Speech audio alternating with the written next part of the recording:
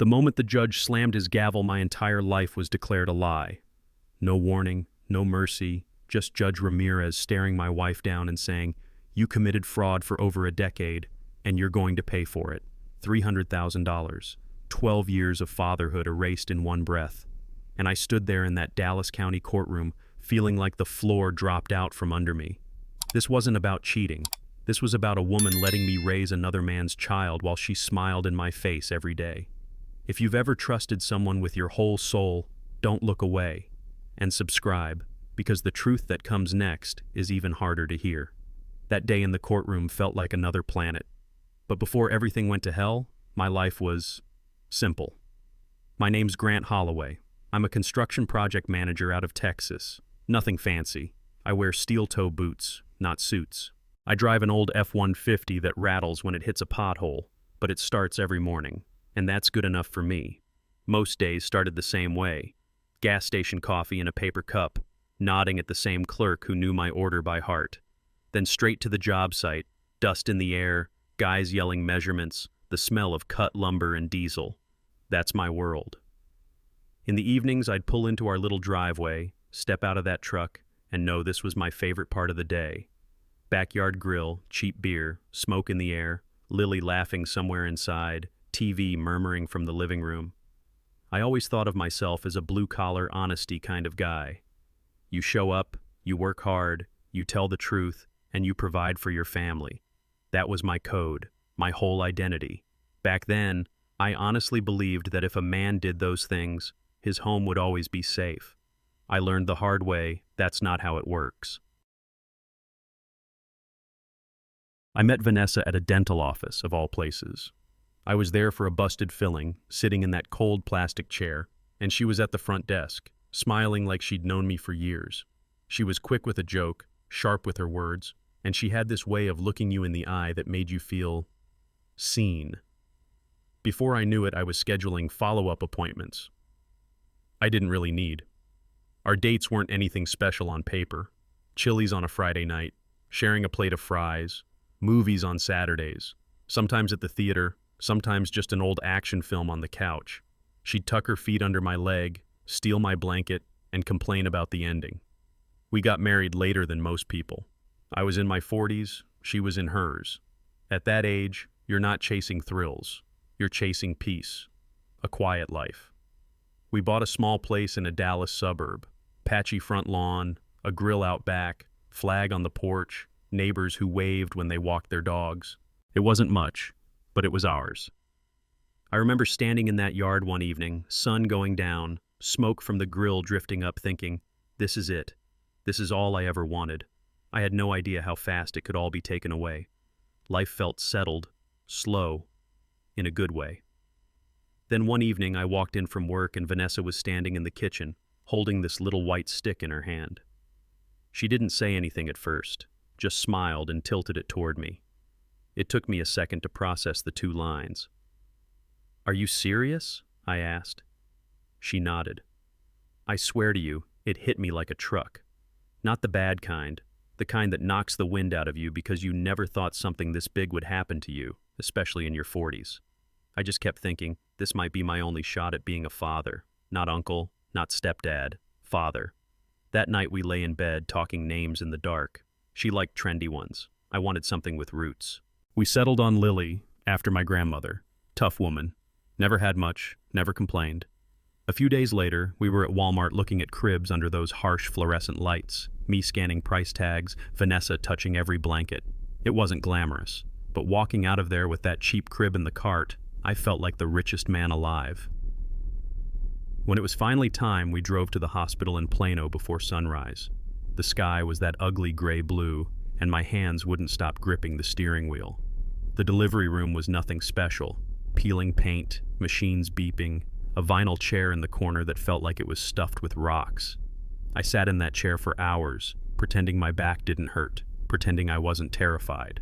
And then Lily cried. That tiny, sharp sound cut through everything. A nurse wrapped her up and put her in my arms, and for a second the whole room went quiet in my head.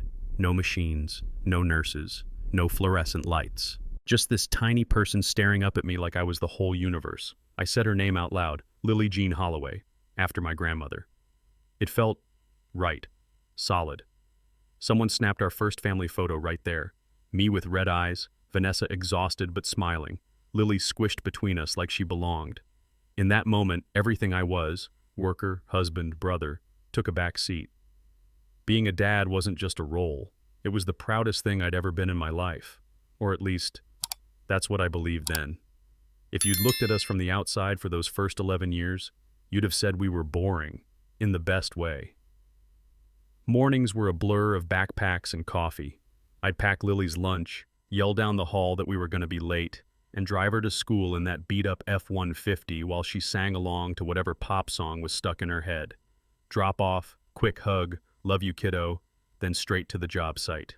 Evenings were homework at the kitchen table, math sheets spread out next to my invoices. Vanessa would throw nuggets in the air fryer, Lily would complain they were too hot, and I'd pretend I could still help with 6th grade fractions. Weekends were softball games, PTA meetings I didn't want to be at, and a kid's bike always tipped over in our driveway.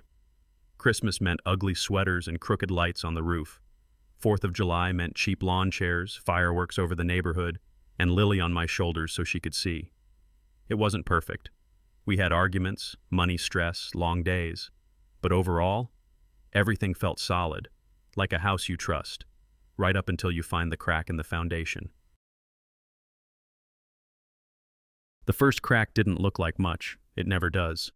It started with Vanessa getting home a little later than usual. Not crazy late, just enough for me to notice. She'd toss her bag on the counter and say, "We had a late patient. Schedule got backed up." The first time, I believed her without thinking. Dental offices run behind. It happens. Then it became twice a week, then 3 times. I'd be at the stove, stirring some cheap pasta, watching the clock crawl past 7, 8, 8:30. Lily would ask, "Is Mom almost home?" And I'd say, "Yeah, kiddo, she's just busy at work." Like I was trying to convince myself too. I kept telling myself the same thing every tired man tells himself. Work gets busy. Don't be dramatic. Don't start a fight over nothing. But there was this little knot in my gut that wouldn't loosen. The same gut that keeps you alive on a job site when something feels unsafe. I pushed it down, ignored it. Still, every time that front door opened later and later, a little voice in the back of my mind got louder. Something felt off, and I had no idea that feeling was about to rewrite my entire life. The night she chose her phone over our family dinner, something in me snapped a little. We were at the table, me, Lily, plates of spaghetti, the TV off because I always said dinner was for talking. But Vanessa wasn't really there. Her body was in the chair, sure, but her eyes were locked on that glowing screen in her hand. Her thumbs never stopped moving. Lily was telling some story about school, and every few seconds you'd hear that soft little buzz from the phone, like it was more important than anything we were saying. I finally put my fork down and said, "Hey, can you put the phone away? This is family dinner." She didn't even look up at first.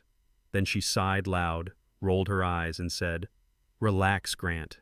It's work. You're being insecure." That word hit harder than any insult. Not angry, not controlling, insecure. Like I was some jealous teenager, not the man who'd been paying the mortgage and raising her kid for over a decade. I swallowed it, changed the subject for Lily's sake. But a line had been crossed that night, and I couldn't unhear that word. After that "you're insecure" comment, I started second-guessing myself. Maybe I was overreacting. Maybe I was tired. Maybe it really was just work. Then the money stopped making sense. One night I was on the couch, half watching a game, half scrolling through my banking app like I always do. Habit. Just making sure the lights stay on, you know? That's when I saw it. $350 cash withdrawal. 2 weeks earlier, another $500. Before that, $400. All from our joint account. No receipts, no explanation. I waited until the next day, caught her in the kitchen. "Hey, what are all these cash withdrawals?" I asked, trying to keep my voice calm. She didn't miss a beat. "I'm helping a coworker. She's going through some family stuff. It's my money, Grant. Don't start." I said, "It's not your money. It's our money." Her eyes went cold. "Why do you have to control everything? I can't even help someone without being interrogated?" I backed off in the moment. But something inside shifted. Cheating on a man's heart is one thing. Messing with the money he bleeds for? That's where betrayal starts to grow teeth. After the money stuff, the pattern got uglier. Vanessa started coming home even later, and every time she walked through that door, it was like she was already halfway gone. She'd mumble a quick, "Hey," drop her purse, and head straight for the shower. No kiss, no hug, no, "How was your day?" Just hot water and a locked door. By the time she came to bed, her hair was wet, her phone was on the nightstand face down, and her back was turned to me. I'd reach over sometimes, just put a hand on her shoulder, and she'd tense up like my touch annoyed her. We went from talking about everything to talking about the weather, the bills, Lily's schedule, surface level, safe, cold.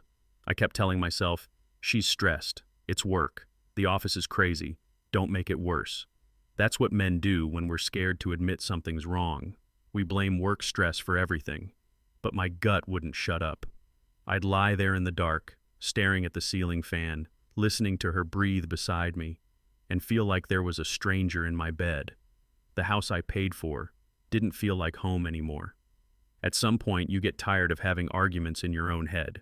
So I called my brother. It was a Saturday. I drove over to Tom's place, cooler in the back, pretending it was just a regular visit. His kids were inside playing video games, the sound of explosions and laughter leaking through the screen door. We sat out on his back porch with a couple of beers, Texas evening air thick and warm. He asked, "What's up with you lately?" And I just let it all pour out. The late nights, the phone at dinner, the cash withdrawals, the cold bed. I told him about that "you're insecure" comment, about how small it made me feel in my own house. Tom listened, didn't interrupt, just nodded slowly. Then he looked me dead in the eye and said, "Grant, that doesn't sound right at all. You gotta stop walking around feeling like an idiot in your own home. Either you find out what's going on, or you let this eat you alive." Something clicked when he said that. I realized I was more afraid of the unknown than the truth. That night, I drove home with one decision sitting heavy in my chest. I was done guessing. It was time to know.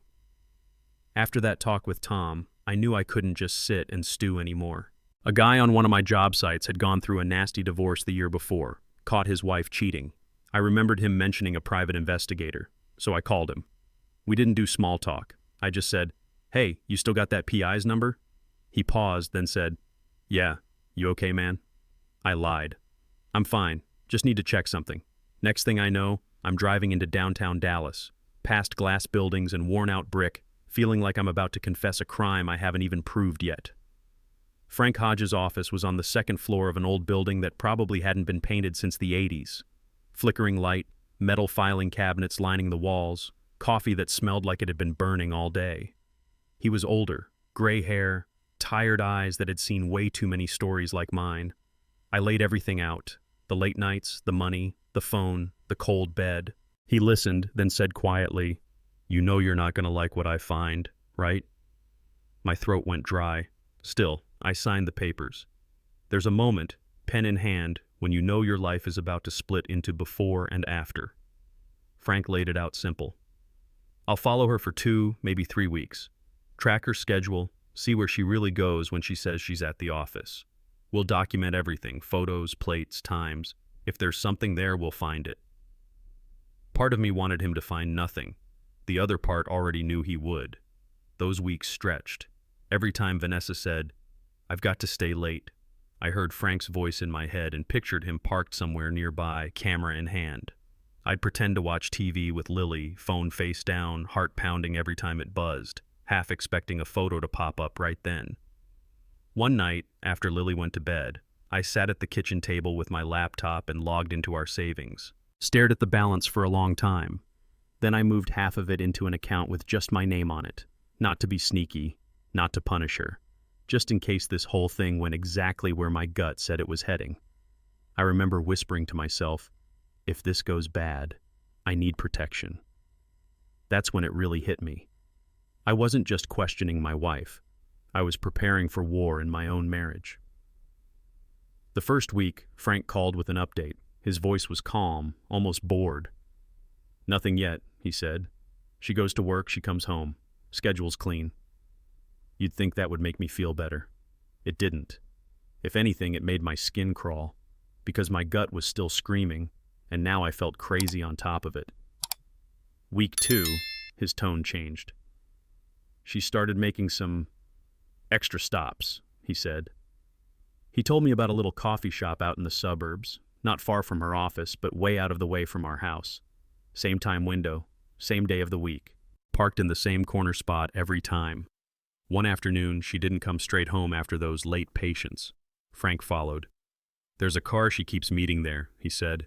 Same sedan, same license plate. He didn't say the words, she's not alone, but he didn't have to. That was the first moment I knew this wasn't all in my head. The ghost of suspicion I'd been wrestling with, it was starting to grow a face. A few days later, my phone rang while I was on lunch break, sitting in my truck with a sandwich I suddenly didn't want anymore. It was Frank. We need to meet, he said. No small talk, no warm-up.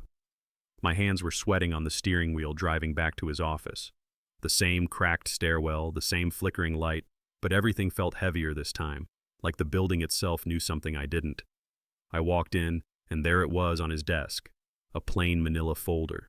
He didn't open it, just pushed it across the table and said, "Before you look, just remember, you asked for the truth." My fingers were shaking when I slid the papers out. I could hear my own heartbeat in my ears, drowning out the noise of the street outside, the hum of the old AC unit. For one last second, I thought, maybe it's nothing. Maybe I'm about to feel stupid and relieved at the same time. Then my eyes fell on the first photo. And in that moment, everything I thought I knew about my marriage started to die. The first picture was so ordinary it almost didn't register. Vanessa, sitting in a booth at some restaurant I didn't recognize. Across from her, a man I'd never seen before. They weren't doing anything obscene. They were just smiling, leaning in, too close. Her hand was on his, fingers laced. The next photo hit harder. Same guy, different angle. Parking lot of a Holiday Inn. His hand on her waist, her mouth on his. No room for excuses. No work dinner. No, you're being insecure. There was a timestamp in the corner, 2:19 p.m., Wednesday. At 2:19 p.m. on a Wednesday, I knew exactly where I was. Out on a job site in the Texas heat, hard hat on, yelling over cement trucks, breaking my back so our bills got paid so that woman could go to work. I stared at that photo so long the edges blurred. It felt like someone had hauled off and punched me right in the gut. You think you know what cheating looks like until you see your wife in full color with another man's hands where yours used to be. I was still locked on that Holiday Inn picture when Frank's voice cut in. "There's more," he said. He reached over, flipped a few pages, and laid out another set of photos. Different man, different car, same woman. This time it was that little coffee shop he'd mentioned. Quiet place in the suburbs. Vanessa at a corner table, laughing, head tilted back in a way I hadn't seen in years. Across from her, a guy in a button-down, no tie, that slick sales look. Next shot, them in the parking lot, standing close, her hand on his chest. Next, her getting into his car. Next, walking into his apartment complex like she'd done it 100 times. Frank didn't make me ask. "The first one works with her," he said. "Dental hygienist. The second guy's in medical sales. I've been tracking both for over 2 months. 2 different men, same lies." I remember thinking, she didn't just step out. She built a whole second life. You expect betrayal to be one crack in the glass. What I saw in that folder was a spider web. I don't even remember the drive home from Frank's office. I just remember white lines on the highway and my hands locked on the wheel so tight my knuckles hurt. By the time I pulled into our driveway, it was dark. Porch light off, house quiet. That little place that used to feel warm and full suddenly looked like a stranger's home. I sat there in the truck with the engine off, staring at the front door, replaying those pictures over and over. Her hand in his, her lips on his. 2 different men, same wife. One question wouldn't leave me alone. How long has this been going on? Not weeks, not months, years. It had to be years. And then, like someone flipped a switch in my brain, a colder thought pushed its way in. The kind you don't even want to form into words. If she'd been lying this easily, this long, what else had she lied about? I felt sick as it landed, heavy and sharp. What if Lily isn't mine? That was the first moment I realized this might not just cost me my marriage. It might cost me my entire identity as a father. Once that thought was out, there was no shoving it back in. I barely slept that night. Every time I closed my eyes, I saw Lily as a baby in that ugly hospital chair, then saw those pictures of Vanessa with other men layered over it. The next morning, I called Frank. My voice sounded like it belonged to somebody else. "Do you know a lab that can handle a DNA test quietly?" He didn't act surprised. That hurt in its own way. "Yeah," he said. "You'll need something with Lily's DNA, a toothbrush, hair with the root still on it, and your own. I'll handle the rest." I waited for a school day, watched Lily grab her backpack, hug me, walk out the door like any other morning. When the bus pulled away, I just stood there for a second, feeling like the worst human being alive for even doubting. Then I went into her bathroom, picked up her little toothbrush, the one with the faded unicorn on the handle. My hand shook as I slipped it into a zip bag. I pulled a few hairs from her brush, checking for the tiny white bulb at the end. I bought a new toothbrush to replace hers so she wouldn't notice. Put mine in another bag. Standing there with those two plastic bags in my hands, I knew, whatever the lab said, my life would never go back to what it was before. I dropped the bags off with Frank the next day. Mine, Lily's. He said the lab would take about a week, maybe a little more. You ever have days where time feels like it's dragging a concrete block behind it? That's what that week was. I'd go to work, bark orders, sign papers, pretend everything was normal. Then I'd come home and sit at the kitchen table across from Lily while she did her homework. She'd push her hair behind her ear the way she always did, squint at her math book, ask me how to do something I'd long forgotten. I'd lean over her shoulder, smell her shampoo, feel this wave of love and protectiveness. And right behind it, that cold question. Did she really have my eyes? I used to say that all the time. Look at those Holloway eyes. Now I didn't know if I'd been seeing the truth or just what I wanted to see. I hated myself for doubting, hated Vanessa for making me doubt. Those nights, after she went to bed, I'd stare at old photos on my phone, Lily on my shoulders, Lily in my arms, and wonder if the camera had been lying to me the whole time. On day 9, my phone rang while I was at work. Unknown number, but I knew who it was. Frank. "The results are in," he said. "You should come by." The drive to his office felt different this time. No denial left. Just a tight, dull ache in my chest, and a part of me still whispering, "Please let me be wrong." He had an envelope on the desk when I walked in. Plain, white, harmless looking. He tapped it with his finger. "You ready?" he asked. No, but I nodded anyway. My hands shook when I peeled it open. I unfolded the papers, eyes scanning for the numbers, for the words that would tell me what my life actually was. It didn't take long to find them. Probability of paternity, 0%, excluded as biological father. I read it again, and again. Same result, same words. There was no argument to be had, no excuse, no way to spin it. In one sentence, a lab full of strangers had erased 12 years of what I thought made me a father. I didn't cry. I just felt something in me go quiet. I don't know how long I sat there staring at that line on the page. My legs felt like they weren't attached to my body. The cheap office chair under me might as well have vanished. It felt like I was just falling, slowly, through the floor. My eyes burned, but nothing came out. No yelling, no breaking things. Just this deep, hollow ache and one sentence echoing in my head on repeat. I was living a lie. 12 years of first steps, first days of school, bedtime stories, softball games, all built on a foundation that never existed. I set the paper down because my hands wouldn't stop shaking. Frank was quiet for a moment, giving me space I didn't ask for. Then he said, "Grant, you need to call a lawyer. Today. This isn't just cheating. This is fraud." That word, fraud, landed different. Cheating is dirty. Fraud is a crime. I took a slow breath, like I was coming up from underwater. Something in me shifted from hurt to hardened. "I'm done being played," I said. I folded the report, put it back in the envelope, and stood up. The drive home wasn't about questions anymore. It was about confrontation. When I walked into the house, Lily was at a friend's place. The timing almost felt cruelly perfect. Vanessa was on the couch, TV glowing in the dark living room, some reality show playing. People arguing about nothing while my whole world was on fire. She glanced over her shoulder. "Hey," she said, like it was any other night. "We need to talk," I replied. My voice didn't sound like mine. Flat, empty. She muted the TV, finally turned to really look at me. "What's going on?" I didn't answer. I pulled the envelope from my jacket, walked over, and dropped it right in her lap. It slid off and hit the floor. "Pick it up," I said. She frowned, bent down, opened it. I watched her eyes move across the page. I saw the exact second she found the numbers. Her face went white. All the color drained out like someone had flipped a switch. "Where did you get this?" she whispered. "That's not the question," I said. "The question is why you let me be a father to a child that isn't mine, for 12 years. For the first time in a long time, she didn't have an answer ready. She finally managed to say something. I wasn't sure," she whispered.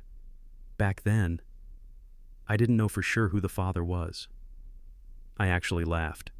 Not because it was funny, because it was so sick it broke something in me. "That's worse, Vanessa," I said. "You knew there was a chance she wasn't mine, and you never said a word. You let me name her. You let me sign that birth certificate. You watched me fall in love with her, and you just let it happen." Tears started coming hard then. She reached out, grabbed my arm. "I'm sorry, Grant. I made a mistake. I thought you were probably the father. I didn't want to lose you. I was scared." I pulled my arm back. "A mistake is forgetting to pay a bill," I said. "This is 12 years of lies." The words came out of my mouth before I even realized I'd decided. "I want a divorce." She stared at me like she didn't understand the language. "Grant, please." "I'm done," I cut her off. "You'll get the papers." I went to the bedroom, grabbed a bag, threw clothes in it with shaking hands. 15 minutes later, I was in my truck, heading to Tom's. That night, our marriage didn't just crack. I ended it. The next morning, I woke up on Tom's lumpy guest room mattress with that envelope still in my jacket pocket. The house smelled like coffee and kids' cereal. Normal life. His life. Mine was somewhere else now. Tom slid a mug of coffee toward me at the kitchen table. "You call a lawyer yet?" he asked. "I will," I said, and I did. A few hours later, I was sitting in a clean, quiet office across from attorney Mark Anderson, family law and civil litigation, degrees on the wall, calm eyes that had seen this kind of wreckage before. I laid the whole mess out on his desk, the PI photos, the bank statements with the withdrawals, the DNA report with that 0%. He flipped through everything slowly, then leaned back in his chair. "This isn't just adultery," he said. "This is paternity fraud."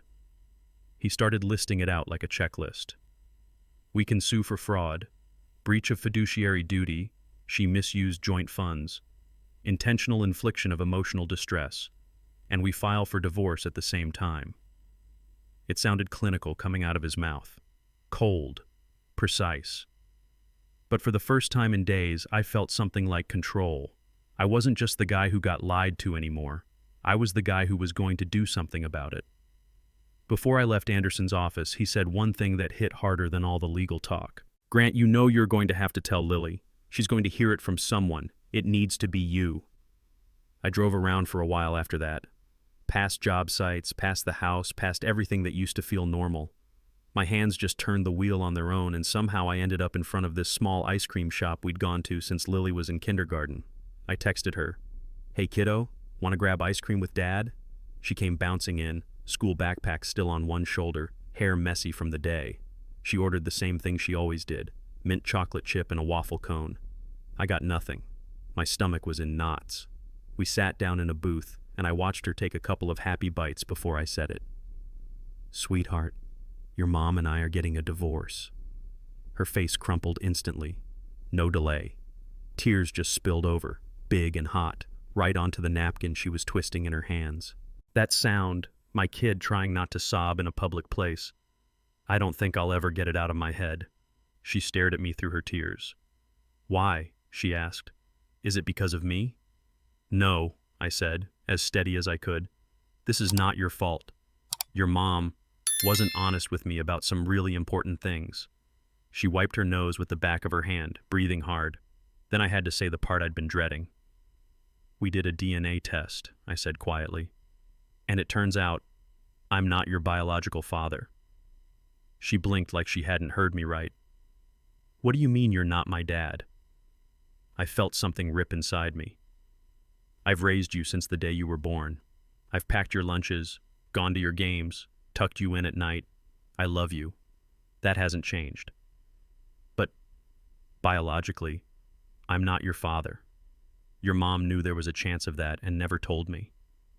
She whispered, "So, who's my real dad?" "We're finding out," I said. "The court is, at least."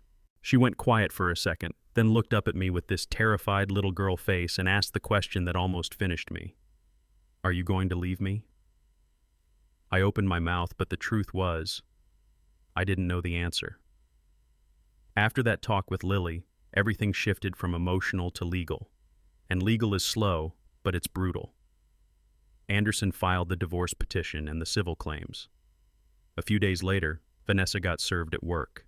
I didn't see it happen, but I heard about it. Papers handed to her at the dental front desk, patients in the waiting room pretending not to look while her whole face fell apart. She came out swinging, at least on paper. Through her lawyer, she demanded primary custody of Lily, the house, alimony, her fair share of everything I'd busted my back to build. Like she was the wronged party here. Anderson didn't blink. He responded with this file we'd built, the PI photos of her with 2 different men, the bank records with unexplained withdrawals from our joint account, and the DNA report that said in black and white I was not the biological father. "This isn't a normal divorce," he reminded them. "This is a case built on fraud." You could feel the air change. Her side suddenly didn't have much to stand on. I was exhausted, physically, mentally, spiritually. But underneath all that, there was a hard, steady line in me now. For the first time in a long time, the scale was starting to tilt my way. The next step was figuring out who Lily's biological father actually was. There were 2 candidates, and Anderson wasn't about to let either one walk away clean. The court ordered both men to submit to paternity testing. The first one to go in was Derek Collins, the dental hygienist who'd been working with Vanessa for years, the friendly coworker, the guy I'd probably shaken hands with at some office Christmas thing. When the results came back, Anderson slid the paper toward me. Probability of paternity, 99.98%. No wiggle room. No doubt. Derek was Lily's biological father. Under oath, he admitted he'd always had a nagging suspicion. The timing, the way Vanessa acted back then. A comment she'd made once when she was angry. "But she told me you were the dad," he said. "She said it was better this way, so I never pushed it." The other guy, the medical sales rep from the coffee shop and apartment photos, turned out to be a more recent affair. A couple years. Messy, but not tied to Lily's birth. So there it was, finally laid bare. The man who should have stepped up 12 years ago, and the woman who made sure he didn't. Once Derek was confirmed as Lily's biological father, his relaxed, "I didn't know" attitude disappeared real fast. He hired his own lawyer, young guy, shiny suit, more confidence than sense. Anderson hit them with a separate civil claim, unjust enrichment, and his part in the fraud. Their side tried to argue Derek didn't actively participate, that he just stayed out of it because Vanessa told him I was the dad. Anderson laid it out cold.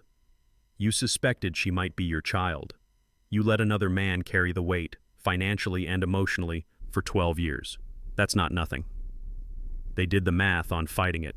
Depositions, trial, expert witnesses, time off work.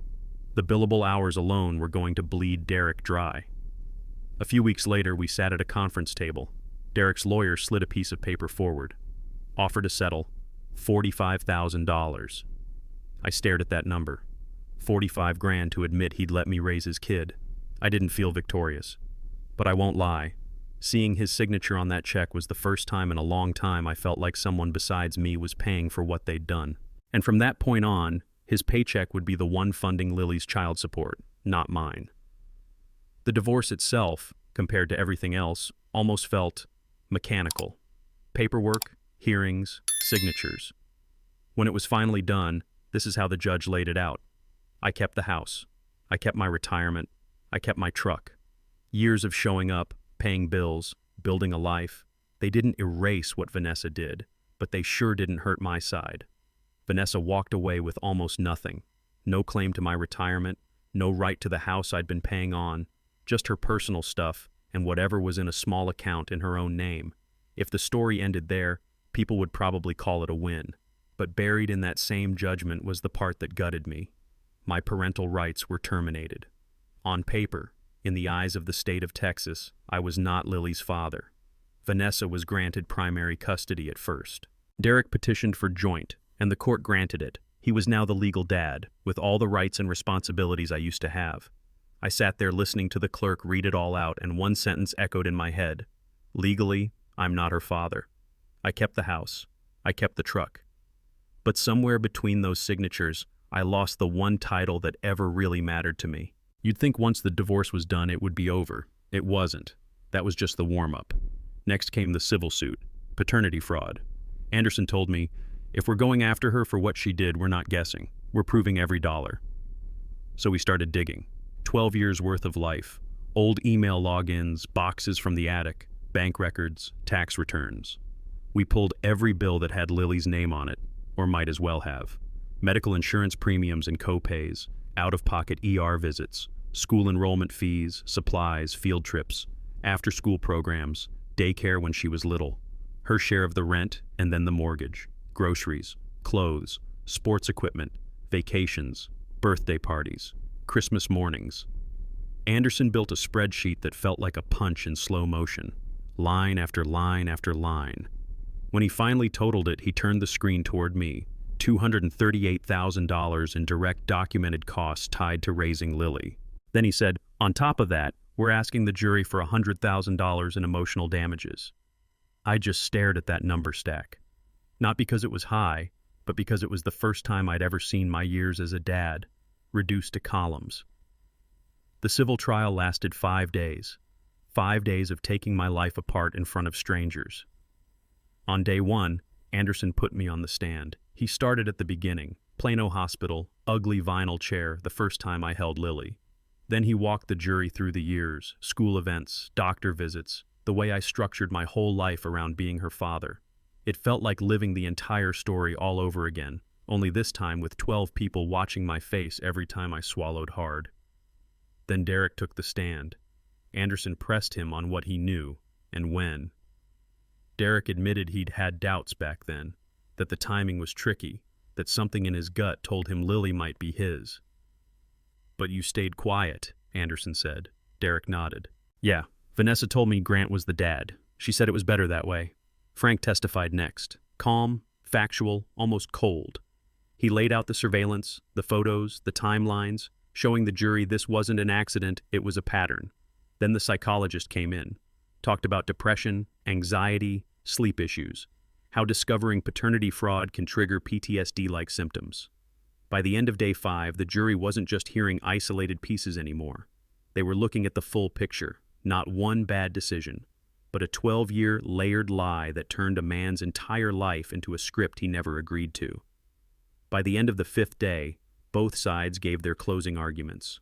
Her lawyer went first. He walked up in front of the jury, hands open, voice soft. Ladies and gentlemen, no one is denying mistakes were made, he said. But for 12 years, this man had a daughter. He had birthday parties, Christmas mornings, softball games. He had joy. You can't pretend that didn't happen. You can't put a dollar sign on love. I felt my jaw clench. Joy? Is that what we were calling it now? Then it was Anderson's turn. He stepped up, looked the jury straight in the eye, and said, "Joy built on a lie is not joy, it's manipulation." You could feel that land. He talked about choice, how I was never given the chance to decide whether to step into that role knowing the truth. "Ask yourselves," he finished, "would any of you want to live 12 years of your life under a false reality and be told you should be grateful for it?" Then it was quiet. No shuffling, no coughing. The jury stared ahead, thinking. I just sat there, fist clenched so tight my nails dug into my palm, waiting to see what my life was worth to them. They sent us out while the jury deliberated. Time got weird again, too fast and too slow at the same time. When they finally called us back in, my heart was pounding so hard I could feel it in my throat. The jurors filed in, eyes unreadable. The foreman stood. The clerk began to read. For documented expenses related to the support and upbringing of the minor child, we award the plaintiff $238,000. My stomach flipped. That was every receipt, every bill, every dollar I'd poured into a child I was never told wasn't mine. For emotional distress, we award the plaintiff $75,000. Anderson had also asked for attorney's fees. The judge granted $42,000 for that. When you stack it all together, it came to $355,000. Because I'd already received $45,000 from Derek, the court credited that, leaving roughly $310,000 still on Vanessa. For a second, the room was dead silent. Then you could hear the air shift, people exhaling, whispering, a chair scraping back. I didn't cheer. I didn't smile. It felt like someone had dropped a sledgehammer on the table and said, "This is the price of 12 years of lies." And I sat there, caught between a bitter kind of satisfaction and the ache of knowing no amount of money could ever really make it even. After the verdict, Judge Ramirez wasn't done. He adjusted his glasses, looked down at the paperwork, and started laying out the terms like he was reading a sentence in slow motion. "Mrs. Holloway," he said, "you will pay Mr. Holloway $2,000 per month until this judgment is satisfied in full." No wobble in his voice, no sympathy, just law. He went on. If she missed payments, I had the right to garnish her wages. If she ever tried to buy property, I could put liens on it until the debt was cleared. Her lawyer tried to float something about bankruptcy, a reset button to wipe it clean. The judge shut it down. "This judgment is based on fraud," he said. "It is not dischargeable in bankruptcy. You don't get to lie for 12 years and walk away from the bill." Vanessa started crying then. Not quiet tears, shoulders shaking, tissue shredded in her hand. I just sat there staring straight ahead. It didn't feel good. It didn't feel bad. It felt final. For the first time, it wasn't just me and my pain. Justice hit hard, and it hit her, not me. After court, life didn't magically reset. It just rearranged itself around the damage. Word got around like it always does. Not front-page news, but small-town quiet talk. People at the dental office whispering in the break room, neighbors lowering their voices when my name came up. The story about the cheating wife who got nailed for over $300,000 traveled faster than anything else. Derek didn't last long at the practice. Too many sideways looks, too much tension. He quit and moved fully into pharmaceutical sales. New job, new environment, probably hoping distance could scrub off the shame. Vanessa had to leave that dental office too. Awkward doesn't begin to cover it. She found another front desk job across town and picked up weekend shifts somewhere else just to keep her head above water and make those $2,000 payments. Anderson helped set up automatic wage garnishment. I didn't have to chase her. The money came straight out of her paycheck and dropped into an account with only my name on it. Every month, like clockwork, the deposit hits. No note, no apology. Just a reminder, in cold numbers, of what her lies cost her, and what they can never pay back for me. These days, the house is quiet in a way I don't like. The mortgage is paid off. On paper, that's a win. A man my age, with a place that's fully his. No bank, no lender, just my name on the deed. But it doesn't feel like victory when you're the only one turning on the lights. Lily's photos are still on the shelf in the living room. I tried to box them up once, got as far as taking one down.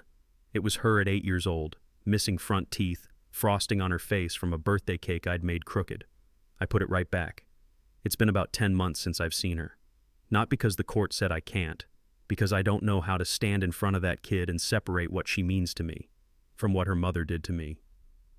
Some nights I pick up my phone, scroll to her name, hover my thumb over the call button, then I lock the screen and set it face down.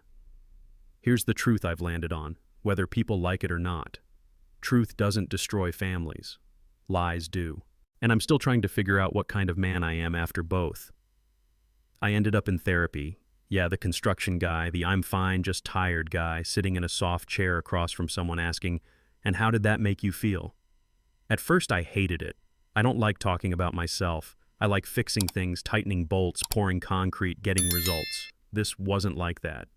But over time, we started unpacking the anger, the shame, the way I flinch when someone uses the word trust too casually. The therapist called it grief. Said I wasn't just grieving a marriage, I was grieving the version of my life I thought I'd lived. Tom kept checking on me. One night on his back porch, beer in hand, he said, "You know she's the real victim in all this, right? Lily, you should reach out, man." I stared at the yard for a long time and said the only honest thing I could. I'm not ready yet. I don't know if that makes me a coward or just human, but I made myself one promise. I'm not going to step back into that girl's life until I'm steady enough not to bleed my anger all over her. First, I fix what's left of me.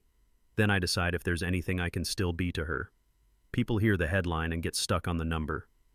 Judge orders cheating wife to pay over $300,000. Sounds big. Sounds satisfying. But let me tell you something as the man who lived it. That money doesn't buy back one bedtime story. It doesn't give me back the first time Lily called me dad, or the feeling I had when I thought her eyes looked like mine. The court can fix bank accounts. It can't fix time. If there's one thing I want men to take from this, it's this. Don't ignore your gut feeling.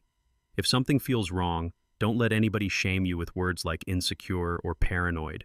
And if there's any real doubt about paternity, I don't care how harsh it sounds, get the test. Living in a painful truth is still better than spending years inside a beautiful lie. As for me and Lily, that chapter isn't written yet. So I'll ask you straight, man to man. If you were in my shoes, would you reach back out and keep loving her anyway, or close the book for good? Tell me in the comments. And if this story hit something in you, stick around. There's more truth most people are too scared to talk about.